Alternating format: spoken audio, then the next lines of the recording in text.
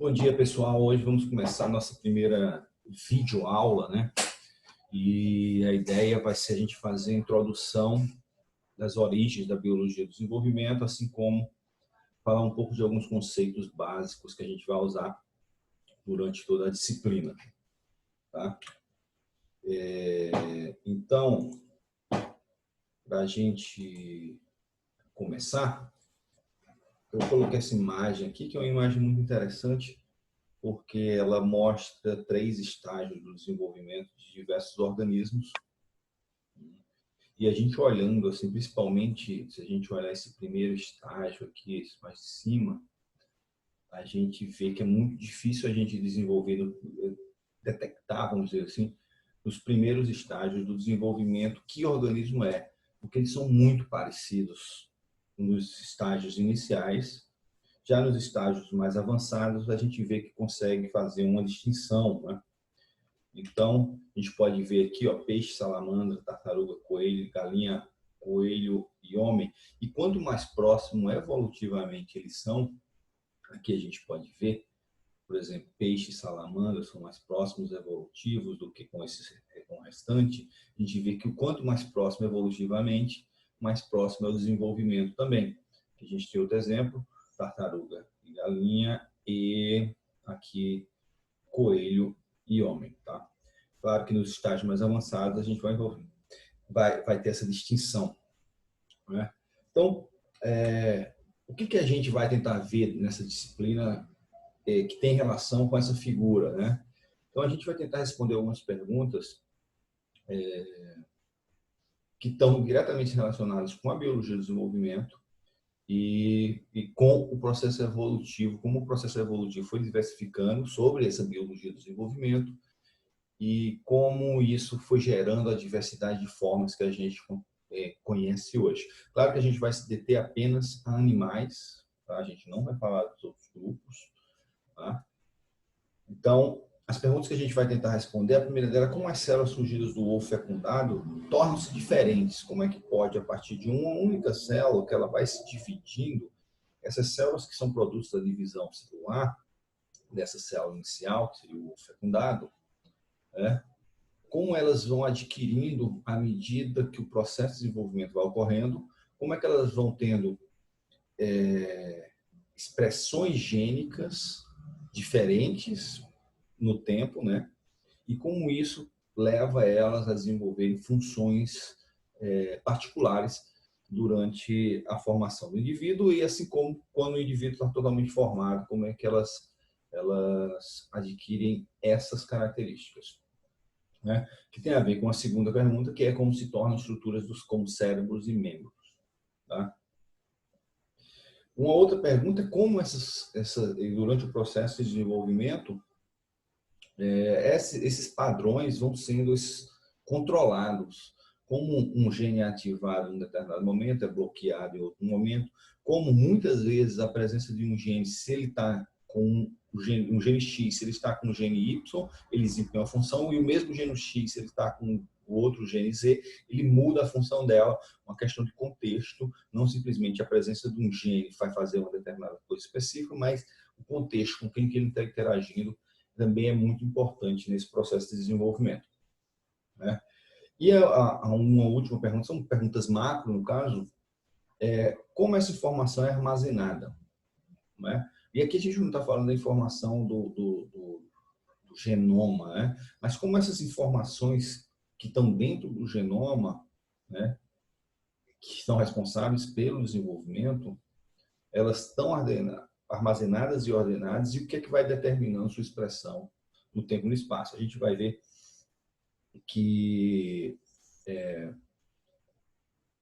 muita da expressão do desenvolvimento ela é temporalmente controlada, ou seja, ela só se expressa quando um evento anterior necessariamente tenha ocorrido, e muitas vezes a expressão de alguns genes eles vão estar restritos a um período de tempo do desenvolvimento que esse gene vai estar expresso. Vamos imaginar aqui, por exemplo, da 14ª hora do desenvolvimento à 16ª hora, e depois esse gene nunca mais expresso naquele organismo, naquele indivíduo, né? No organismo vai ser expresso numa outra rodada de desenvolvimento, quando esse organismo agora reproduzir. Tá? Então, o desenvolvimento, a gente pode separar ele em 5 grandes etapas. Né?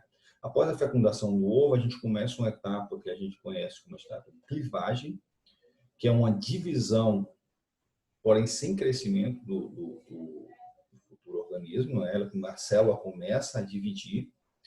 Tá? Logo em seguida, ou concomitante a esse processo de clivagem, a gente tem a formação de padrão. E aqui a gente pode imaginar, um paralelo aqui, é mais ou menos quando você está fazendo uma casa ou um projeto, né? Então, quando você está lá no piso da casa, montando os alicerces da casa, você tem que indicar algumas coisas. Né? Quem está construindo tem que saber onde é que vai ser a porta, onde é a cozinha, onde é a sala. Então, o organismo também, quando ele está no início do desenvolvimento, ele precisa estabelecer onde as estruturas vão se desenvolver. Né? Então, que é a formação de padrões. Então, a gente vai ter a primeira coisa desse processo é o desenvolvimento dos alicerces do plano corporal. Onde vai ser região anterior, onde vai ser região posterior, onde vai ser dorso, onde vai ser ventre. Esse processo ele se dá, no primeiro momento, por uma polaridade. Uma coisa interessante que a gente tem que ter em mente no desenvolvimento é que esses processos que vão formar estruturas diferentes, o que leva a isso são expressões de genes diferenciadas, ou seja, um gene que está expresso na região anterior, ele não está expresso na região posterior. E esse gene da região anterior, ele dispara o processo todo que vai dar origem a estruturas anteriores e assim acontece também com os da região posterior. Então, quando a gente estiver falando de polaridade nesse momento de desenvolvimento, essa polaridade quer dizer genes expressos de forma diferenciada, seja na região anterior, seja na região posterior, seja no dorso, seja no ventre. Tá? Então, à medida que a gente faz essas polarização do embrião, com genes expressos em uma região e não expressos em outra região, né? Isso vai formando o passo seguinte é a formação dos folhetos germinativos, e os folhetos germinativos são muito importantes para a formação, para o início da próxima etapa, que é a morfogênese, tá? Que é a etapa onde a gente vai fazer os órgãos, as estruturas do organismo. Então, aqui a gente vai ter desenvolvimento de coração, de pata, de perna, de asa, de olho. Todas essas estruturas vão ser feitas no processo de morfogênese. Né? Concomitantemente com a morfogênese, com a formação das estruturas do organismo, a gente vai ter a diferenciação celular, que é essa diferenciação celular que vai dar função específica para cada órgão. Tá? Então, o que faz um fígado ser um fígado é porque os genes que estão expressos no fígado dão aquela função para ele. Tá? E isso acontece para todos os órgãos que têm funções diferenciadas. Então, à medida que a morfogênese vai ocorrendo, ou seja, a formação morfológica das estruturas, também vai ter diferenciação celular que vai dar a característica funcional daquele órgão ou tecido. Tá? E por último, a gente tem, depois que isso está mais ou menos pronto, a gente tem o crescimento desse indivíduo até o nascimento dele, se for o caso de uma fecundação interna e um crescimento, desenvolvimento interno. Tá? Mas essas são as 5 etapas. Tá? A gente vai tentar aqui, nessa primeira parte do curso, a gente vai chegar mais ou menos até entre morfogênese e diferenciação. O crescimento, a gente não tem muita coisa para se falar do crescimento, porque aí é só multiplicação de tamanho. Ok? Então, essas são as fases iniciais. Eu vou começar a falar um pouco agora, um pouco da história da biologia do desenvolvimento e também não deixa de ser um pouco da história da própria biologia em algum aspecto. Tá? Essa história do desenvolvimento ela é antiga, é uma preocupação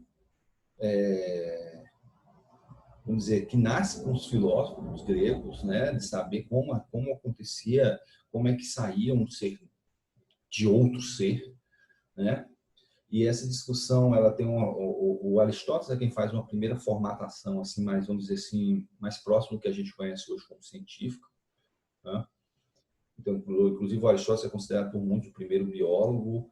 Então, na época do Aristóteles, tinha uma discussão entre os filósofos sobre dois modelos de desenvolvimento. Um modelo de pré-formação, que vocês já devem ter visto, que é essa figurinha que está aqui, né? É claro, essa figurinha é uma figurinha do século XVII, né? Não é da época do Aristóteles, mas era basicamente essa representação. A pré-formação dizia que o embrião já estava pré-formado e ele simplesmente crescia, né? Dentro do ventre da mulher. E a epigênese, não. A epigênese dizia que o embrião era construído através de internações durante todo o processo da gravidez, vamos dizer assim, falando mais de humano, tá? Ou da gestação. Tá? E o Aristóteles, ele tinha uma visão mais voltada para epigênese, ou seja, para uma construção, né? Claro que ainda bem rudimentar, né? E o Aristóteles, um dos filósofos mais influentes, ele influencia o pensamento europeu até mais ou menos o século XVII. E aí, no século XVII, começa a mudar um pouco as coisas, e o que é que surge no século XVII? Começam a aparecer os primeiros microscópios, com uma resolução, vamos dizer assim, melhor, que desse para olhar e ter algumas ideias melhores. E nessa época, por incrível que pareça, no lugar de resolver problemas antigos que a gente não tinha acesso, como, por exemplo, observar embriões ou células em geral, né? Claro, grande parte de algumas questões foram solucionadas com o auxílio do microscópio, mas também outros mitos voltaram e o Alping tem uma certa dubiedade na literatura se foi o Malping ou se foi algum outro microscopista da época, né? Mas o fato é que aqui eu vou usar o Alping, o livro que eu de referência dizer que o Alping, o Marcelo Alping, e ele disse, ele observando células espermatozoides, ele afirmou que continha um embrião dentro da célula do espermatozoide, e aí volta novamente toda aquela discussão lá da época do Aristóteles, o que o Aristóteles, esse pensamento de epigênese, de formação continuada, que a formação se dava depois da concepção, né? Ele volta de uma forma como não é isso, e na verdade o que ocorre é que o espermatozoide já tem um embrião, e aí a mulher, nesse caso, seria mais ou menos como simplesmente uma incubadora. Né? Isso reflete muita coisa também, né? Isso reflete uma questão social da época também, onde a gente tinha um machismo muito alto, a mulher era vista como simplesmente um complemento social, ela nunca foi protagonista nessa época, ela tinha funções, vamos dizer, secundárias, e isso refletia também no jeito como ele pensava a biologia, como se a biologia refletisse os comportamentos da época. Tá? Nessa época ali do Malping também a gente estava começando aos primeiros a olhar as células, né? Esse processo se complementa no século XIX com Schneider e Schwann, que são os que vão dar os alicerces do que a gente conhece hoje como teoria celular. E uma coisa muito importante da teoria celular é que eles, se vocês vão lembrar, nessa época, né, ainda estava se tendo a discussão entre biogênese e abiogênese, né, que só se resolve depois da teoria celular, inclusive com o Pasteur, ali mais ou menos na metade, já próxima à metade do século XIX. Então, nessa época, ainda se tinha uma ideia de que os seres vivos podiam surgir, ainda não estava fechada essa ideia de que os seres vivos podiam surgir de matéria inanimada ou não. Né? Ainda estavam fazendo vários experimentos, inclusive com umas discussões bastante interessantes na França. Né? E aí a teoria celular, um dos eixos da teoria celular, que seres vivos são constituídos de células geradas por divisão das mesmas. Ou seja, uma vida é basicamente um conjunto de células, os seres vivos são basicamente um conjunto de células, e uma célula só se reproduz a partir da outra, então tem que ter uma célula inicial. Então, mas essa discussão fica aí, porém a discussão envolvendo o desenvolvimento, ela vai acontecer em 1840, ela volta à tona, porque o ovo ele é reconhecido como uma célula. E aí volta novamente o conceito de epigênese, porque aí se mostra que, na verdade, o ovo é uma célula. Então, o indivíduo que se gera a partir desse ovo, ele é resultado da multiplicação dessas células. Então, volta a ideia da epigênese e aí a gente descarta novamente a ideia da pré-formação. Tá? Nesse cenário aí, um pensador extremamente importante, ele lança as bases mais sólidas, inclusive com algumas experimentações, é o Eichmann, Augusto Eichmann, e ele faz uma proposição ali no final do século XIX. Ele propõe que todas as causas de desenvolvimento embrionário estão presentes no núcleo do ovo. A gente tem que ter em mente uma coisa aqui, a gente está falando do final do século XIX, nem as leis de Mendel ainda tinham sido redescobertas, né? Então a gente está falando num momento onde não se sabia o que era material hereditário, como é que a hereditariedade se dava. Tá?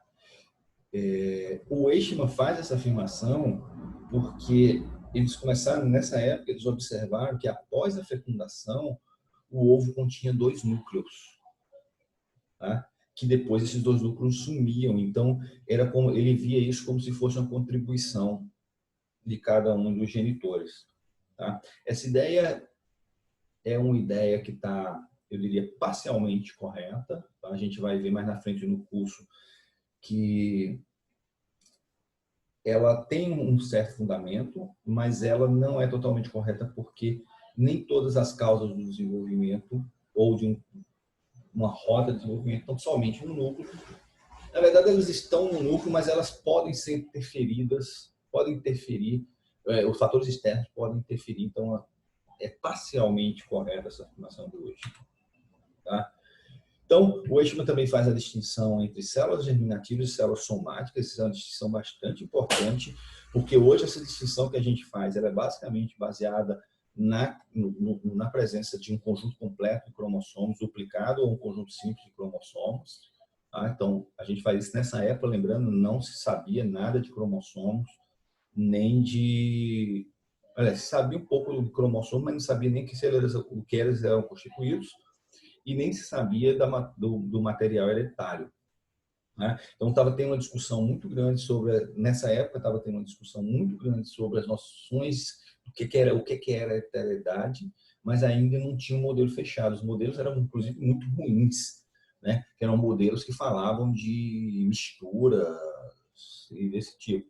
Mas tem uma frase muito interessante do Samuel Butler, que era um romancista, mas um cara muito interessado, ligado em ciência, né? E ele falava assim, uma galinha é apenas um modo do ovo fazer outro ovo. Então se tinha uma noção já dessa continuidade do ciclo de desenvolvimento entre o ovo, o adulto, o ovo, o outro adulto, e assim como as espécies vão transmitindo.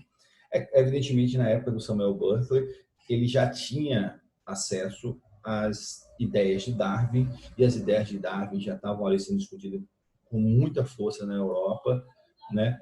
E juntamente com as ideias da teoria celular e dos desenvolvimentos que vinha, dos avanços de desenvolvimento que o Eichmann vinha fazendo, ele conseguiu fazer essa sacada de fazer essa interlocução aí.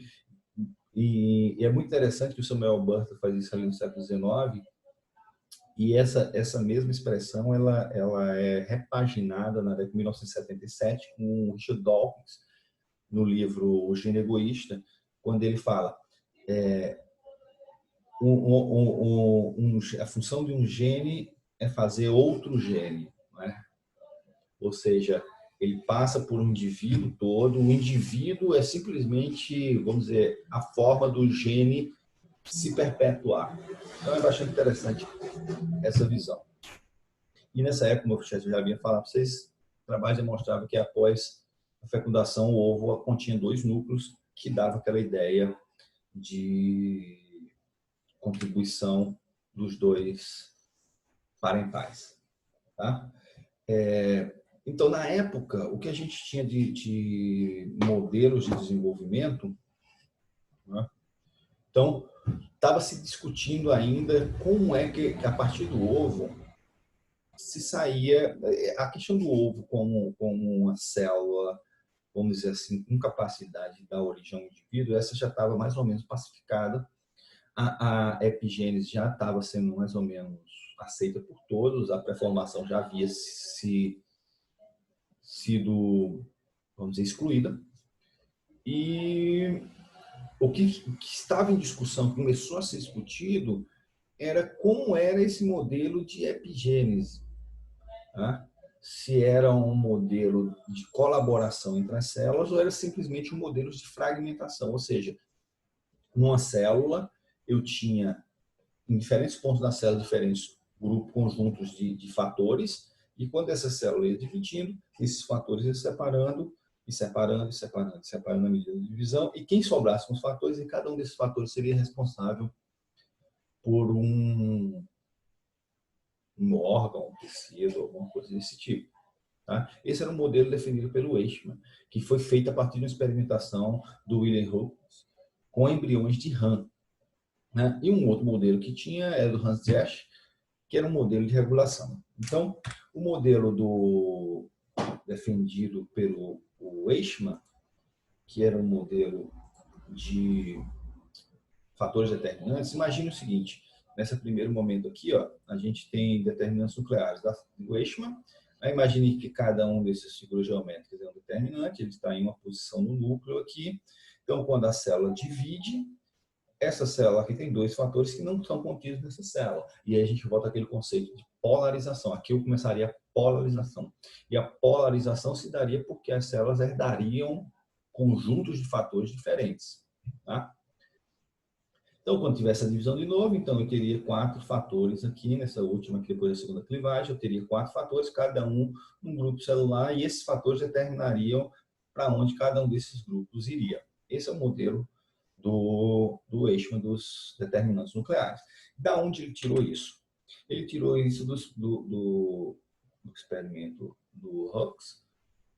O que ele fez? Ele pegou um ovo de rã fecundado, e aí quando o ovo da rã tinha feito a primeira clivagem, tá? Que é aqui, o estágio de 2 células, ele vai lá e queima e mata uma dessas células. E quando ele mata a célula, ele deixa a outra célula viva e ele deixa essa outra célula desenvolver. E o que ele observa? Ele observa que você tem uma parte do embrião se desenvolve e a outra parte não. Tá? Aí você vai dizer, mas óbvio, se eu queimei uma parte, mas o experimento que ele queria mostrar era o seguinte, a ideia era, será que uma célula ela pode se recompor e refazer o embrião? Né? Ou não? Como eu separei nessa primeira divisão os fatores determinantes, na hora que eu matei uma célula, ela não tem os determinantes mais para fazer esse outro lado do embrião. Então, esse experimento aqui mostrou que ele só conseguia fazer uma parte do embrião. Tá? Então, a partir daí, ele disse, olha, deve ser porque a gente tem fatores determinantes e quando eu mato essa célula, eu perco esses fatores determinantes e perdendo esses fatores determinantes, eu não tenho como fazer essa parte, que seria a responsabilidade desses fatores determinantes. Tá? Então, aí ele monta esse modelo dele. Isso aqui com RAM, ok? O Driesch, ele faz um experimento semelhante, só que com ouriço do mar. Então, no estágio de 2 células, tá? Aqui no quadro de cima, a gente tem estágio de 2 células, né? E aqui um embrião de ouriço do mar. Então, o que ele fez? Ele fez basicamente a mesma ideia, ele deixou quando estava 2 células, ele vai lá e tira uma célula daquele embrião e deixa só uma célula daquelas se desenvolver. E aí, diferentemente do que o Hooks viu no experimento com RAM, ele vê que uma única célula consegue desenvolver um embrião completo. Menor em tamanho, mais completo, sem faltar nenhuma parte. E aí ele propõe um modelo que, na verdade, não existe fatores determinantes. Mas o desenvolvimento ele se dá por interação entre as células, né? E essas células vão uma compartilhando fatores com a outra, e isso vai levando a expressões diferenciadas, e assim o embrião, claro que ele não falava de expressão gênica diferenciada, a gente já está falando com a linguagem mais moderna, mas essa coisa dos fatores não existiam. As células podiam interagir e em alguns estágios do desenvolvimento, mesmo perdendo algumas células, poderiam se reorganizar estruturalmente e dar origem ao embrião. Então, o que a gente tem hoje, que a gente sabe basicamente hoje, é que o Dresch estava mais correto do que o Eichmann. E a gente vai entender depois, quando a gente estiver vendo formação do corpo, formação dos planos corporais em vertebrados, por que isso aqui ocorre em RAM? Tá? Não é uma questão de fatores determinantes, tá? É mais que o problema é que a RAM rapidamente ela estabelece a polaridade dos eixos, né? Quando a gente estiver vendo desenvolvimento corporal de vertebrados, a gente vai entender melhor por que ele viu isso em RAM, tá? E não vê em ouriço. Tá? Então, no modelo de regulação do Dresch, ele fala o seguinte: as células devem interagir entre si. As células não ficam guardando fatores, elas estão em constante interação. E um experimento bastante interessante, que deu realmente muita força para o modelo de regulação, foi a descoberta da indução. O que é indução? A indução é a capacidade de uma célula modificar, vamos dizer assim, o destino de um outro grupo de célula. Ou seja, essa célula induz essa outra célula a fazer o que ela quer. Tá? Isso veio a partir do experimento Hans Spearman, já estamos no século XX, que também feito com anfíbios. A gente vai ver anfíbios, que são as ranzinhas, né? São excelentes modelos. Então, o que a gente tinha aqui? Ele tinha 2 embriões de rã, e ele sabia as regiões que correspondiam à região que, durante o desenvolvimento, ia dar origem à região dorsal da rã. Então, o que ele fez? Ele pegou uma rã, um embrião de rã desses aqui, tá? Que vocês podem ver aqui, tá? E aqui tem 2 embriões, ele recorta, ele faz uma cirurgia e um transplante. Então, ele tira um pedaço desse embrião aqui da região dorsal, desse embrião, e transplanta para a região que seria a região ventral do outro embrião. Tá? Então, esse embrião aqui, ele tem a região dorsal dele normal, tá? E ele tem a região ventral, só que na região ventral agora ele recebeu um embrião, a parte do embrião aqui da região dorsal do outro embrião. Tá? Então, eu tenho onde era para ter a região ventral desse embrião, agora ele tem um tecido da região dorsal do outro embrião. E aí ele deixa isso desenvolver.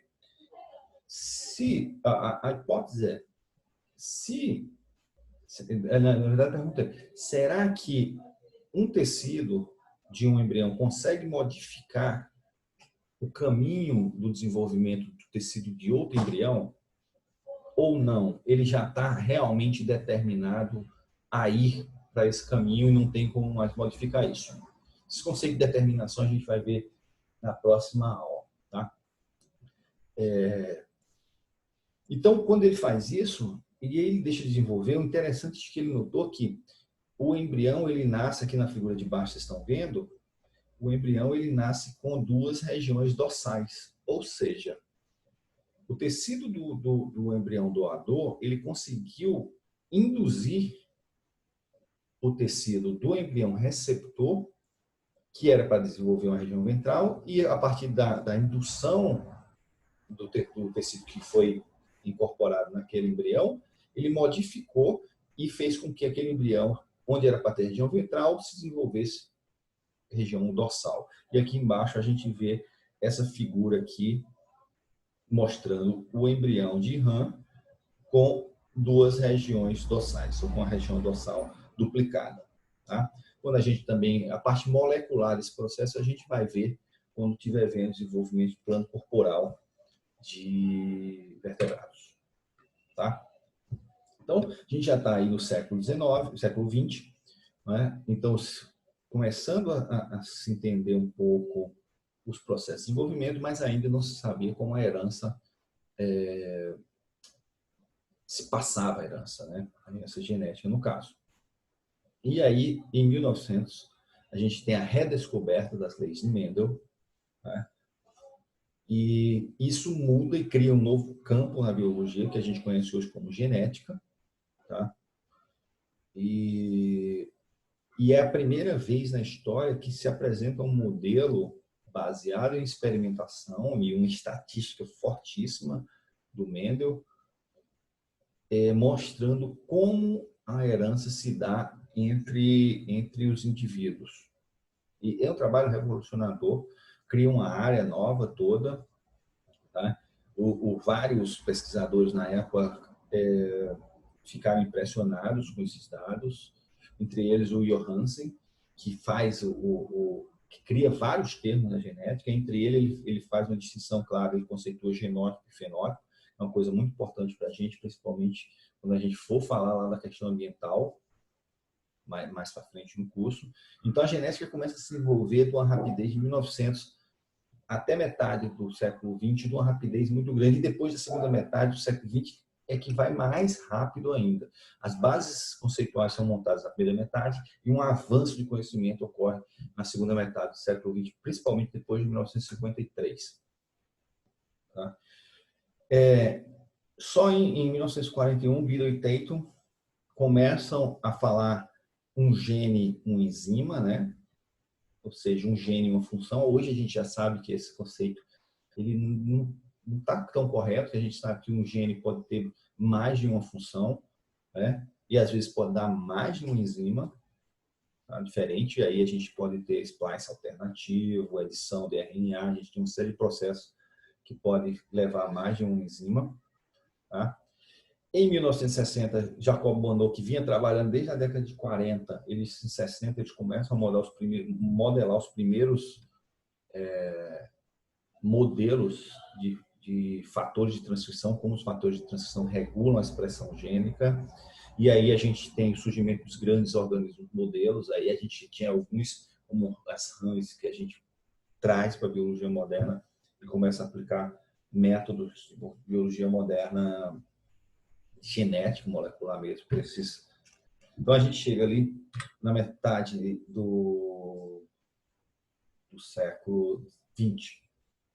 Então, o Johansen ele é um cara muito importante nessa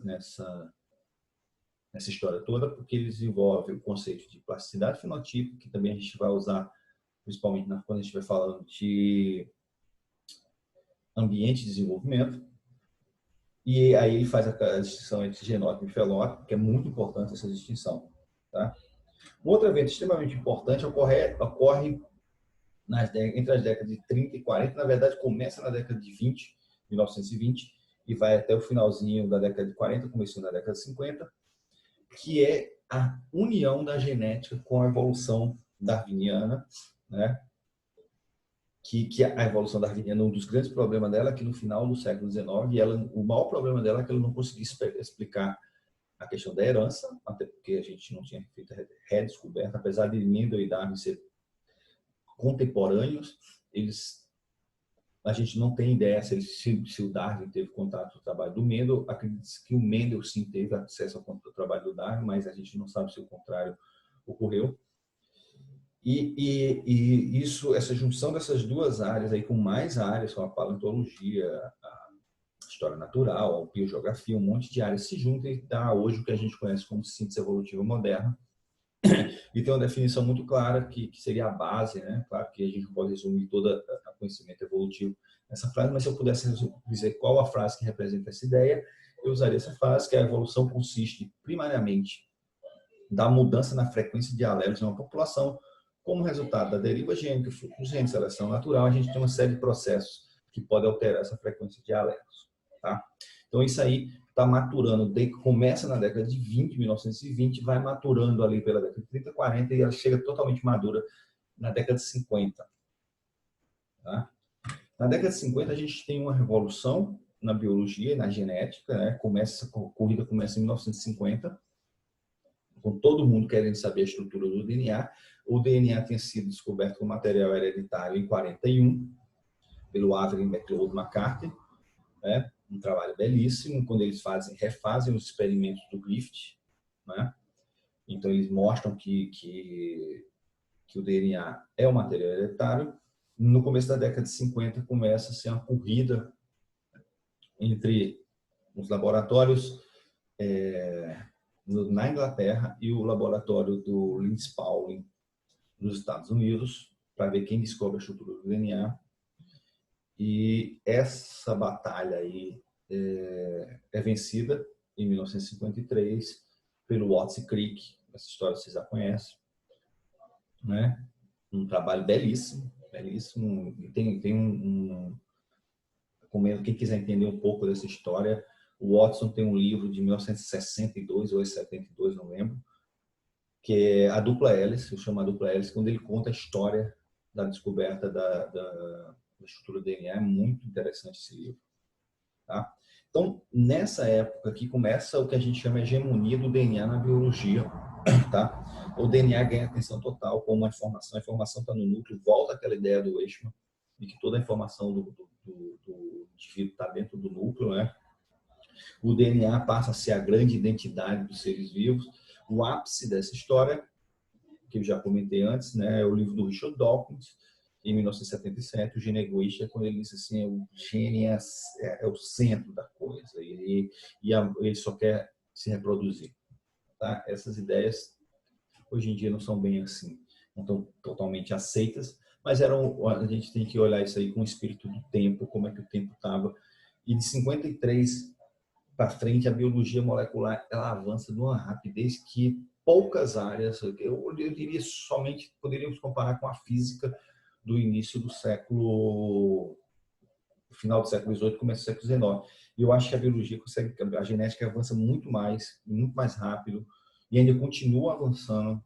Então, a ciência que mais avança no mundo hoje é a genética. Tá? E vem isso está há mais de 50 anos. O avanço é 50 anos sem parar, praticamente. Nessa mesma época, muito interessante, a gente tinha na área mais tradicional da biologia, a biologia que vinha da história natural, né, que é a morfologia, a ecologia, essas áreas, a gente teve um desenvolvimento pelo Will Henning da sistemática filogenética, ou seja, a biologia molecular, apesar de estar junto na formação, a genética, na verdade, a genética, apesar de ela estar junto com a evolução, formando a ciência evolutiva moderna, ela meio que dá o alicerce e ela sai dessa discussão. Porque imediatamente, com a descoberta do DNA, os geneticistas, eles, vamos dizer assim, perderam um pouco o interesse em estudar processos evolutivos e foram estudar mais mecanismos funcionais dos genes. Isso na década de 50. O William Henry, ele pega todo esse conhecimento da síntese evolutiva moderna, ele faz um livro e cria o método sistemática filogenética, mais ou menos na mesma época. Então, os estudos de evolução, eles ficaram mais em quem vinha daquela história natural, não é? Zoólogos, botânicos, micólogos, e o pessoal da biologia molecular, da genética, focou muito nos processos e deixou de lado a parte evolutiva, né? Depois isso tem uma correção na história, isso se corrige de uma certa forma. Mas o que acontece é que, nesse momento aí, se criam duas grandes linhas de pensamento. Tá? Uma é que a genética resolver tudo, outra que só olhando uma visão global, era uma visão extremamente reducionista, outra visão mais holística. E, na verdade, a gente hoje, pelo menos eu entendo, que nenhuma das duas estava correta. Na verdade, a união das duas é que vai melhorar e que a gente vai conseguir entender alguma coisa. Né? Mas isso criou essa rixa E para vocês terem ideia de que essa rixa era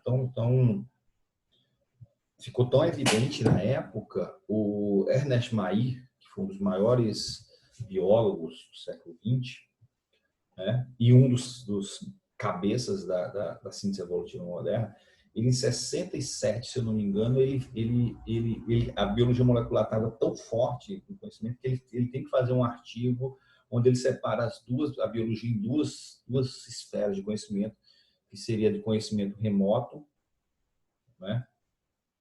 Ou seja, que seria o histórico, a parte histórica, evolutiva, e a proximal, na verdade, a biologia proximal e a biologia distal. A distal é essa que estuda os processos evolutivos de longo prazo e a proximal seria essa que estuda mecanismo. Na verdade, eu acho que as duas coisas são integradas, mas essa discussão, para vocês terem ideia, é tão importante que o Mayr, inclusive o Mayr funda a carreira dele na filosofia da biologia com esse artigo, e esse artigo é tão importante que até hoje na filosofia da biologia essas questões ainda são discutidas. Tá? Então, a gente vem andando aqui, aí na década de 80 a gente tem mais ou menos, começa um ensaio da volta dessas duas áreas. Tá? E essa volta se dá por um caminho meio intermediário, vamos dizer assim, que é a galera do desenvolvimento que faz uma área que o desenvolvimento ele tem um pé na morfologia e na evolução e tem um pé na genética, né? Então eles criam uma área chamada EvoDev, ou biologia, evolução do desenvolvimento, né? E isso começa na década de 80. Aqui a gente tem, que interessante essa figura, uma cobra, né? Vocês veem aqui que teve o desenvolvimento da pata dela aqui, né? Um erro de desenvolvimento, né? Mostrando o processo de regressão. E nessa época, a gente começa a ter uma produção massiva de dados moleculares de diversas espécies. Tá? E muito interessante esse início da biologia de desenvolvimento, porque a ideia que se tinha é o seguinte: a gente tem uma diversidade de formas tão grande, é de se imaginar que os genes que coordenam sejam diferentes em cada espécie para gerar essa diversidade tão grande. Então, o que se esperava na época era que eu tivesse uma diversidade de genes de desenvolvimento enorme, que fosse de acordo com a enorme diversidade de formas que a gente tem. E aí foi que teve a grande surpresa do desenvolvimento, que quando eles começaram a olhar os genes de desenvolvimento, e essa frase do Gerard Kirchner, em 97, eu achei muito emblemática, essa do Carroll também, do Sean Carroll, em 2000, também quis dizer muito isso. O Gerard e o Kirchner falam assim: quando nós mais esperávamos encontrar variação, encontramos conservação, uma falta de mudança.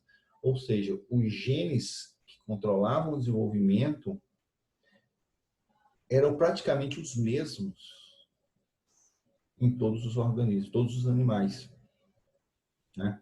Eles não tinham muita mudança, eles eram conservados, inclusive, muito conservados.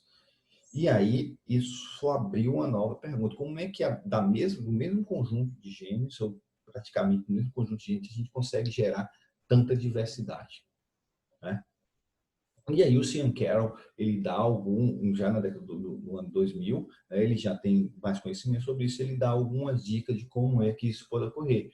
Então ele fala assim: mudanças no sistema de regulação em cis dos genes são mais significantes que as mudanças no número de genes ou função proteica.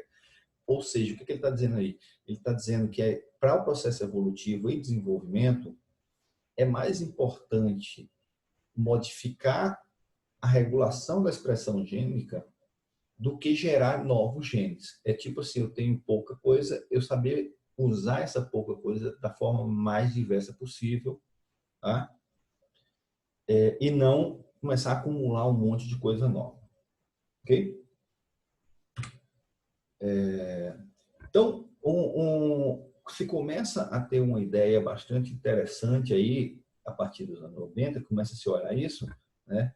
Começa a se olhar entre como o gene funciona e como o desenvolvimento se dá. Tá? Então, algumas coisas já se sabiam. Por exemplo, expressão gênica diferenciada leva à diferenciação celular. Então, uma célula diferenciada, o que quer dizer que ela está diferenciada? É que ela tem uma expressão gênica única e particular que a outra célula não tem. Tá? Então, o que diz o que uma célula são os genes que são expressos nessa célula. Um conceito bastante interessante aqui, que aqui tem um contexto diferente do usado lá na biologia celular, que é o conceito de morte celular programada. Tá?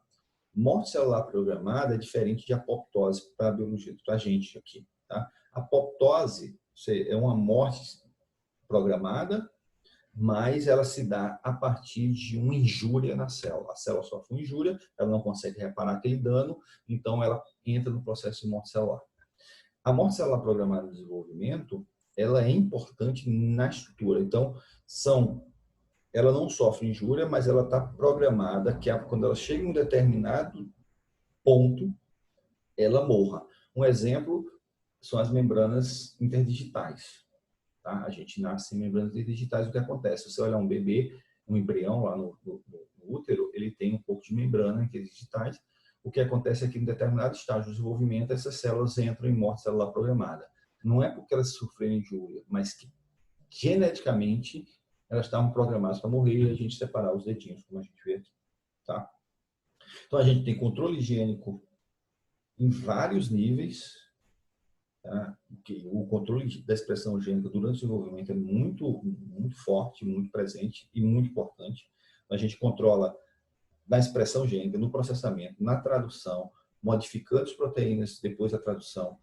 A gente tem microRNAs que vão agir regulando, muitas vezes tem a transcrição, mas o microRNA impede que ele chegue à tradução. Então, a rede de regulação gênica de um organismo durante o processo de desenvolvimento é extremamente complexa. Tá? Então, aqui a gente vai ter alguns exemplos de expressão gênica diferenciada. Então, por exemplo, o queratinócito, aí a gente vai ter aqui queratina, né? E aqui as funções relacionadas com a expressão gênica. Tá? Então, essas funções que estão aqui da célula, né, que a gente diz a função de pigmentação, suporte esqueleto, tal, elas se dão porque esses grupos de genes estão expressos nesse grupo de célula. Tá? Então, não é essas células que dão isso aqui, depois isso aqui expressa aqui, não. E a expressão gênica diz que essas células são isso, e essas células vão fazer isso aqui por causa da expressão gênica. Ok? Então, aqui a gente tem regiões controladoras, aqui vocês já viram isso na genética molecular, né? A gente tem múltiplas regiões controladoras, regiões acentuadoras aqui, regiões promotoras. Então, a gente tem uma complexa rede de regulação nessa porção aqui das regiões controladoras. Depois, se você tem a transcrição, você tem um processamento aqui, onde a gente pode ter splice alternativo, adição de RNA, uma série de processos, trans-splice em alguns organismos. Então, esse RNA mensageiro vai para a tradução. Depois da tradução, a gente pode ter modificação ainda nessa proteína até ela aí executar a função dela lá no citoplasma. Então, a gente tem controles de expressão nas mais diversas. Às vezes, você regula a expressão gênica do mesmo jeito, processa do mesmo jeito, só que a modificação na proteína é diferente, então ela vai ter uma função diferente numa determinada célula. Tá? Uma outra coisa bastante interessante que a gente vê aqui, ó, é que a gente tem concentrações diferentes, não só a presença e a ausência de um composto ou de um gene vai executar uma função. Muitas vezes o gene ele executa a função X se ele estiver na concentração tal. Vamos imaginar, o gene na concentração 10%, ele faz a função X. Se essa concentração aumentar para 20%, ele já não faz mais essa função X, ele vai fazer agora a função Y. Tá? Isso é um panorama. Então, se eu tenho uma proteína na concentração de 10% na célula, ela faz uma coisa. Se eu tenho ela na concentração de 20%, ela pode fazer outra coisa diferente do que ela fazia com 10%. Esse é um cenário. O segundo cenário é, eu posso ter essa daqui em 10% e uma outra proteína em 10%. Elas duas juntas fazem uma coisa. Se eu tiver essa proteína aqui e essa proteína aqui mudar agora, quando elas se juntarem, elas vão fazer outra coisa. E se as concentrações entre elas mudarem, também elas fazem outras coisas. Ou seja, isso aumenta muito a diversidade de funções dentro da célula, utilizando os mesmos elementos que a gente tem. Tá? A gente vai falar isso muito mais na frente, a gente vai esclarecer melhor esse ponto. Tá? E aqui a gente tem o genes ROX. O que é um filogenia? O genes ROX, desde ouriço até poliqueta ali, até tetrápodo também. E o interessante é que os genes ROX, vocês estão vendo as coresinhas deles aqui, tá? Eles estão aqui, ó, da região anterior, mais próximo aqui. No vermelhinho é a região, os genes da região anterior. Os azulzinhos são os genes da região posterior. E aqui a gente vai ter as regiões medianas, tá? O interessante dos genes ROX é que eles estão organizados no cromossomo de genes anteriores para genes posteriores em sequência. Então a gente pode ver aqui, ó, por exemplo, que esse gene vermelhinho aqui ele vai se expressar na região mais anterior. Os genes verdes vão se expressar na região mediana e os genes azuis sempre vão se expressar na região posterior. Então a organização deles no cromossomo reflete a posição no corpo que eles vão estar expressos. E olha que interessante notar, desde ouriço até tetrápodo, as cores querem dizer que os genes são homólogos, tá? Tem a mesma origem evolutiva. Então, vocês vão vendo aqui, ó, que ouriço tem os mesmos genes de teleócitos, de tetrápodo, de mosca. Todos os organismos, independente da complexidade que a gente tenha, eles têm basicamente todas as cópias distribuídas entre os grupos. Ou seja, o controle e são expressos mais ou menos nas mesmas regiões. Os genes que controlam o desenvolvimento dos animais, eles são praticamente iguais em todos os animais. E mesmo assim a gente consegue gerar uma diversidade enorme. Tá? Só para a gente ter uma ideia aqui é uma comparação do Drosophila e um embrião de camundongo, né? E aqui a gente tem onde o gene, por exemplo, aqui o gene labial é expresso em Drosophila, aqui na cabeça da Drosophila, o equivalente dele de camundongo também é expresso na região da cabeça do camundongo. E o gene abdominal aqui, ó, o verdinho aqui do final, que está expresso na outra camada do abdômen, o equivalente dele em camundongo também é expresso na última região, a região mais posterior do embrião. Ou seja, não só os genes são iguais, mas eles se expressam também nas mesmas regiões. Tá?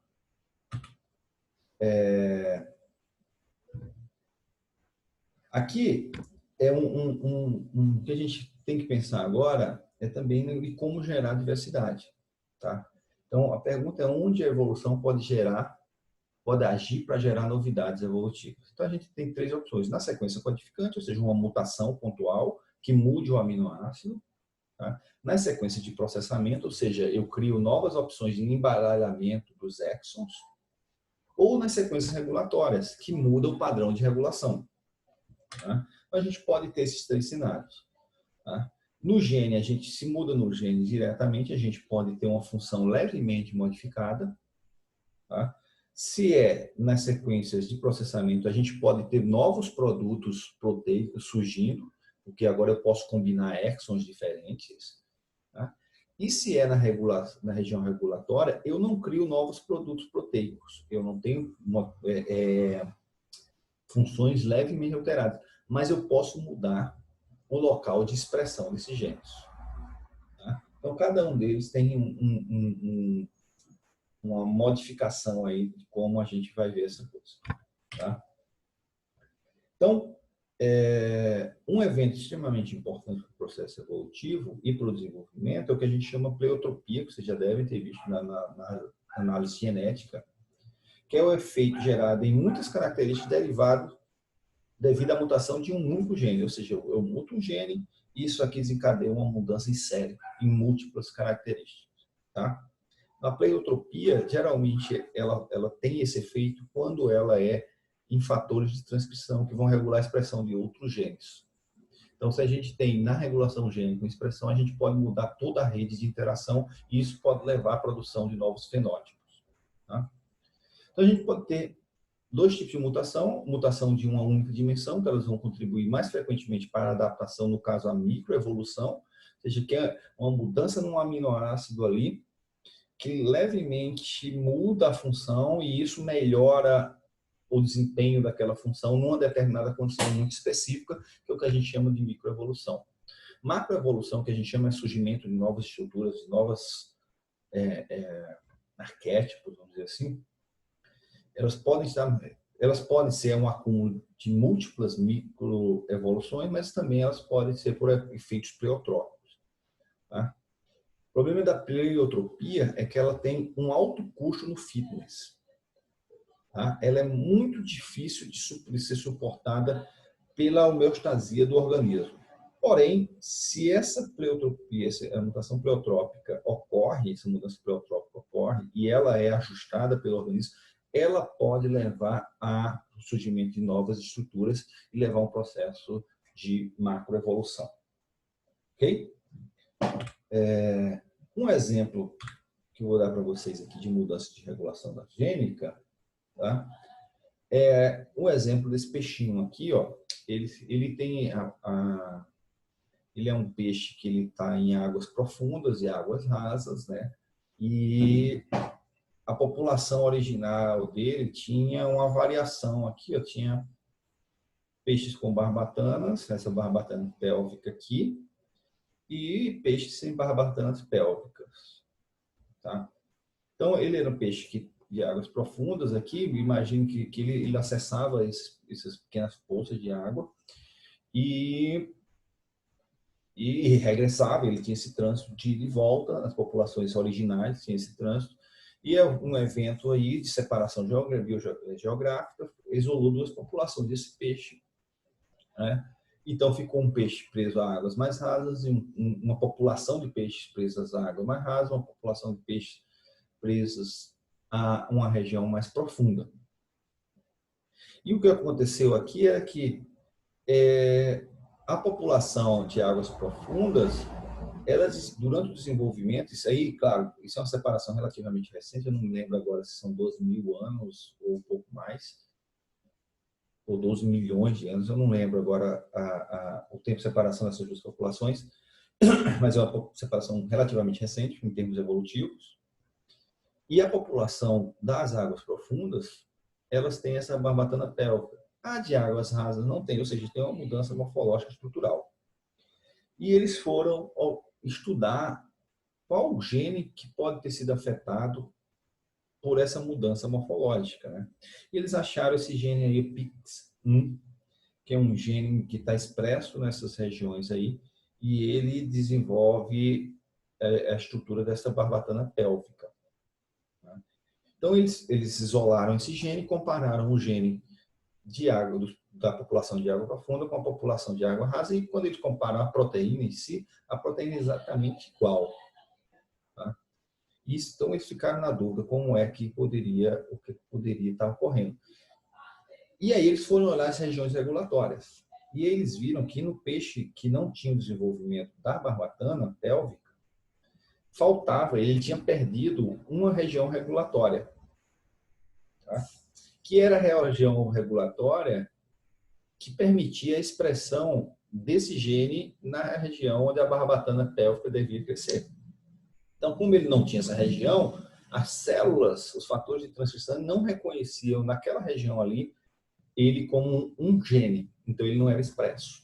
O que foi que os pesquisadores fizeram? Eles foram lá, retiraram de peixes da população que tinha o desenvolvimento de espinho e reintroduziram no genoma do peixinho lá que tinha perdido a barbatana pélvica. O que aconteceu? Ele passou isso através das gerações para os seus filhotes e os seus filhotes nascem com o desenvolvimento da barbatana pélvica igual à população de águas profundas. Ou seja, é um processo que a gente chama de reversão evolutiva. Você consegue identificar qual foi o evento evolutivo que levou ao surgimento ou à perda de alguma estrutura, e você ou coloca ou tira, e você vê o processo evolutivo regredindo para o estágio anterior.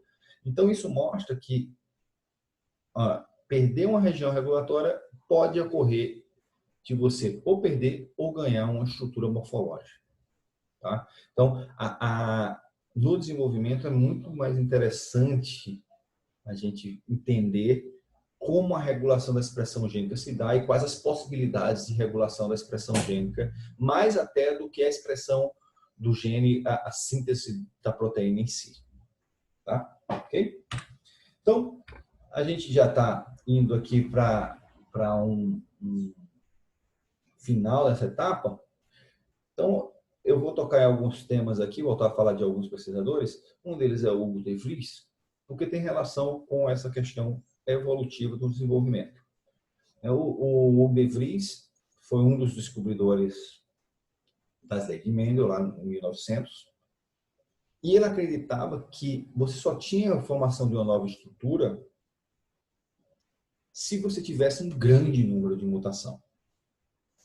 Né? O que a gente acabou de ver que não é necessariamente dessa forma. A gente pode ter o surgimento de novas estruturas com pequenas modificações, desde que essas modificações sejam em regiões regulatórias ou da rede de regulação. Tá? Então, isso é uma ideia que se tinha e que está se mudando mais recentemente. Um cara bastante importante para a gente entender esse novo movimento que a gente chama, a gente falou que na década de 80 surgiu a EVODEVO, ou a Biologia Evolutiva e Desenvolvimento. No ano 2000 surge o que a gente chama Ecologia e Biologia do Desenvolvimento. Apesar de ser bem recente isso, essas ideias já estavam lá na biologia sendo tramitadas, ali, sendo discutidas no começo do século XX. Então, o Hartwig, ele fala assim, ele demonstrou que o desenvolvimento envolvia não apenas interações entre as células embrionárias, mas que o ambiente tinha forte influência no processo. E ele era um opositor ao Eichmann, que o Eichmann dizia que tudo do desenvolvimento estava dentro do núcleo. Tá? E ele trabalhava muito com dependência de temperatura no padrão de pigmentação em asas de mariposa, que é uma coisa belíssima, a variação que a gente pode ter na mesma espécie, no filho de uma borboleta, se você altera a temperatura. Tá? Então, mais recentemente, a gente tem uma nova abordagem, tá? Que é a EVODEVO, ela estava olhando para o desenvolvimento, para o gene de desenvolvimento no contexto deles próprios, sem olhar para nada externo. Tá? A ECODEVO, ou a EcoEVODEVO, ela começa a colocar mais elementos aí, tá? Então, o ambiente ele passa a ser um modificador do padrão de expressão gênica, que era uma ideia do conceito de fenótipo lá do começo do século XX. O que é um fenótipo? É a interação entre o genótipo e o ambiente. Isso se expressa na forma de um fenótipo. Tá? E uma coisa muito importante foi a descoberta da epigenética, que são estímulos ambientais que modificam temporalmente ou permanentemente padrões de expressão gênica. Então, são estímulos do ambiente. E como o desenvolvimento é um padrão de expressão gênica, a gente pode inferir que o ambiente pode mudar padrões de expressão gênica durante o desenvolvimento e gerar novidades evolutivas. Tá? Então, a gente tem que ter dois conceitos em mente aqui. Uma é a reação de norma, que é o que a gente tem mais na cabeça, né? Que é o seguinte, o genoma codifica uma gama de variabilidade e mostra isso para o ambiente, e o que se adapta melhor no ambiente perpetua melhor. Tá? Então, nesse conceito, o ambiente ele é um agente passivo, ele não interfere na produção do fenótipo, ele simplesmente espera o genótipo mostrar os fenótipos e ele seleciona de acordo com as condições ambientais.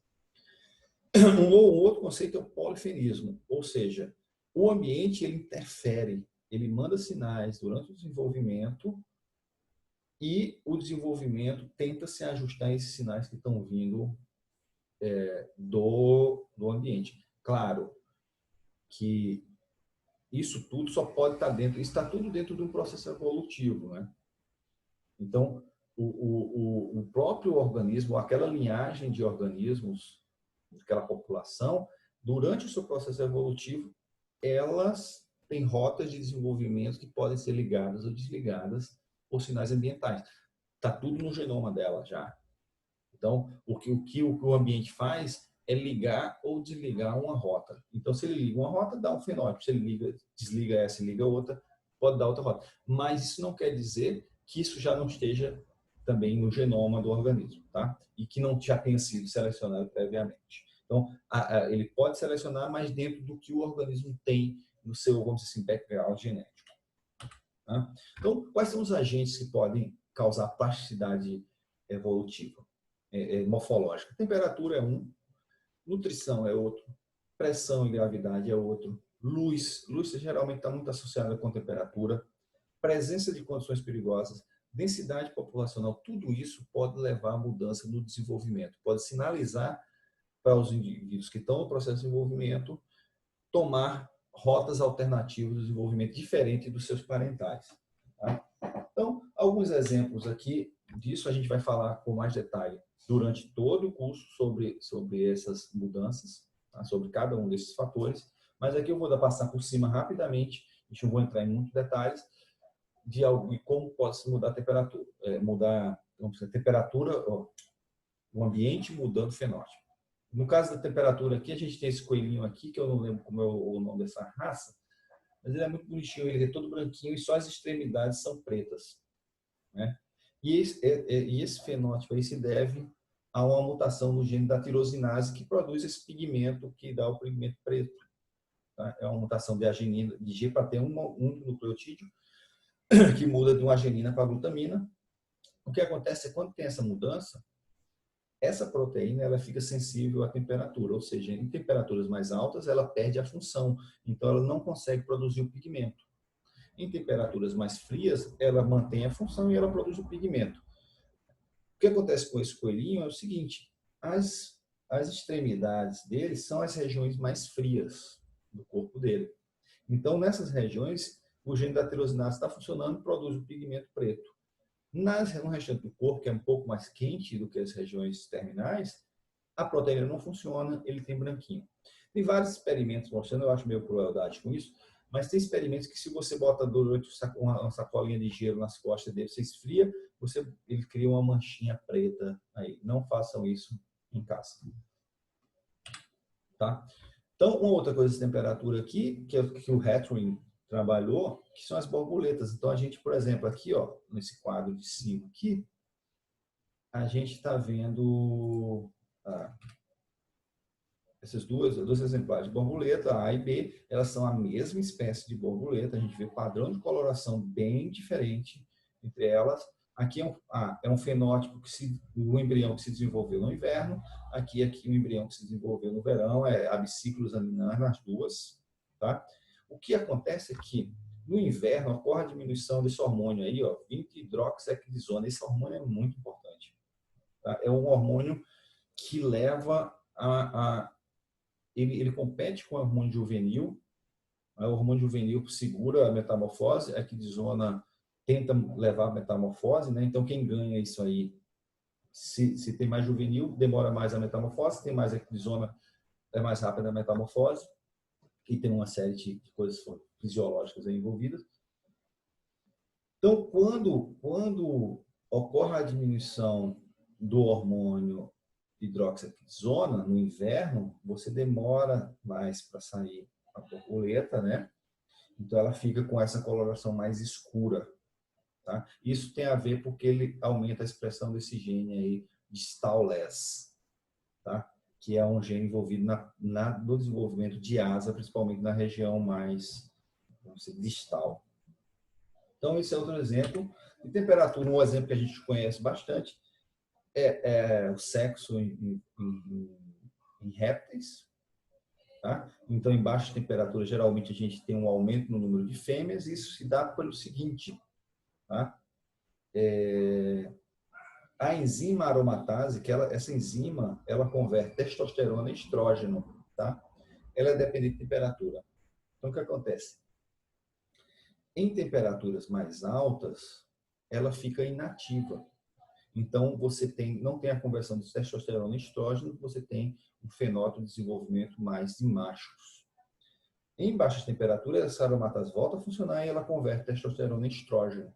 Então, em baixa temperatura, você tende a desenvolver mais fêmeas. Tá? Isso é extremamente interessante porque os répteis têm uma das características de regular muitas coisas baseado na temperatura do ambiente. Isso é muito preocupante também, se a gente pensar que a gente está passando por um aquecimento médio do planeta rápido, né? E a gente tem espécies que dependem da temperatura externa para vamos fazer um equilíbrio na população entre machos e fêmeas, a gente pode ter efeitos de longo prazo em populações de répteis, não pelo aquecimento diretamente, mas um efeito secundário de a gente ter, por exemplo, só macho na população e poucas fêmeas, e aí a população não se torna viável. O exemplo de nutrição, o clássico, são as abelhas, né? As abelhas que são alimentadas de geleia real, elas viram rainhas, tá? Isso tem a ver com o retardamento da metamorfose, pois a geleia real aumenta a secreção do hormônio juvenil, como eu falei, a metamorfose é uma briga entre o hormônio juvenil e o equidizona, então retarda o desenvolvimento e aí por isso que elas têm um amadurecimento reprodutivo.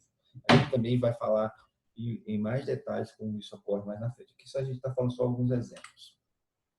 Presença de predador, então aqui a gente tem aqui vários grupos e aqui como é que faz isso? Você faz por experimento, né? Você bota alguns feromônios que indicam a presença do predador e você vê que geralmente aqui, ó, aqui que é da fêmea, quando não tem predador, ela se desenvolve dessa forma. Quando o embrião está se desenvolvendo num ambiente que tem predador, ela se desenvolve com esses espinhozinhos aqui, ó, rotíferos também, ele se desenvolve com espinho. Geralmente, quando tem a presença do predador, o predador não é o predador em si, claro, feromônios que são sentidos pela presa, né? Modificam estruturas corporais e geralmente ficam estruturas mais protegidas, vamos dizer assim. E o último exemplo nosso aqui é densidade populacional como um fator que modifica. Aqui a gente tem os gafanhotos aqui, a gente tem uma fase estacionária que ele fica ali parado, comendo com pequenos voos, e não é uma forma migratória, né? Que é essa forminha aqui que a gente está vendo em B, né? Ele é verdinho aqui, ó, tá? E aqui em C a gente tem a forma migratória dele. Então, esse indivíduo aqui que está em B, os filhotes deles podem se desenvolver com a morfologia de C. E os de C, os filhotes deles podem se desenvolver com a morfologia de B. Tá? E aqui a gente tem, ó, em B, a gente tem um padrão de asa aqui, uma asa curtinha, segunda asa curta. O padrão migratório que está em C aqui, a gente já tem essas duas asas completas. Como é que ocorre a transição entre isso aqui? Então, quando aumenta a população num determinado local, tá, se altera a produção do neurotransmissor L-DOPA. Tá?